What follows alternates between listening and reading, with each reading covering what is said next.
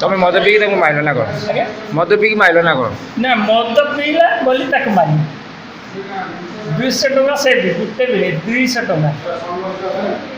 200 টাকা মদ পিইলা যদি পিইলা ঘরে ভাত টিকে নাই ঘরে থিবা 200 টঙ্কারে স্ত্ରୀ দুইটি আস্କା ଫଟି ମଦ ପିଇ ଦେଇ ଘର ଭିତରେ ଆରାମରେ ଶୋଇଥିଲା। ତେବେ ତାଙ୍କ ସ୍ୱାମୀ କାମରୁ ଫେରି ଘରେ କିଛି ଖାଇବା ହୋଇନଥିବା ଦେଖିବାକୁ ପାଇ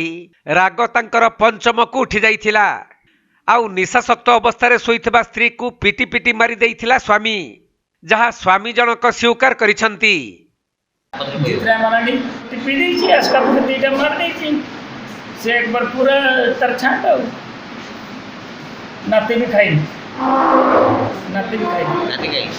नाती से जय जीता मामू फिर पटे जीता मामू आसे बोले তুমি মদ পিকি তাকে মাইল না কর মদ পিকি মাইল না কর ना मद पीला बोली तक मारी 200 टाका से गुटे बेले 200 टाका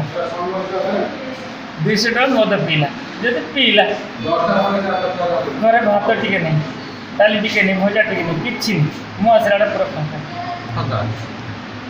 ମୋ ହାତରେ ଆଗରେ ଉଠେଇଦେଲି ମାରିଦେଲି ସେପଟେ ଏପଟେ ମାରିଦେଲି ସେପଟେ ଗୋଟେ ମାରିଦେଲି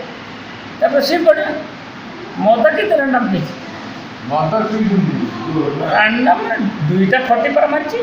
ଫଟି ଦୁଇଟା ଫଟି ତେବେ ଭଦ୍ରକ ଗ୍ରାମାଞ୍ଚଳ ଥାନା ନିକଟ ଗେଲପୁର ସାମରାଇପୁର ଗାଁରେ ଏହିପରି ଏକ ଜଘନ୍ୟ ହତ୍ୟାକାଣ୍ଡ ଘଟିଥିବା ବେଳେ ଗାଁର ରାଜମିସ୍ତ୍ରୀ ଭାବେ କାମ କରୁଥିବା ଜିତେନ୍ଦ୍ର ମାରାଣ୍ଡି ନିଜ ସ୍ତ୍ରୀ ସାବିତ୍ରୀ ମାରାଣ୍ଡିଙ୍କୁ ପିଟି ପିଟି ହତ୍ୟା କରିଛି। ସେପଟେ ସ୍ୱାମୀ ଜିତେନ୍ଦ୍ର ସ୍ତ୍ରୀ ସାବିତ୍ରୀକୁ ମାଡ଼ ମାରି ଅତି ଗୁରୁତର କରିଦେବା ପରେ ସ୍ତ୍ରୀଙ୍କୁ ଆଣି ଡାକ୍ତରଖାନାରେ ପହଞ୍ଚାଇଥିଲେ। ହେଲେ ଡାକ୍ତର ସାବିତ୍ରୀଙ୍କୁ ମୃତ ଘୋଷଣା କରିବା ପରେ ଗ୍ରାମାଞ୍ଚଳ ପୁଲିସ ପହଞ୍ଚି ଘଟଣାର ତଦନ୍ତ ଆରମ୍ଭ କରିଛନ୍ତି।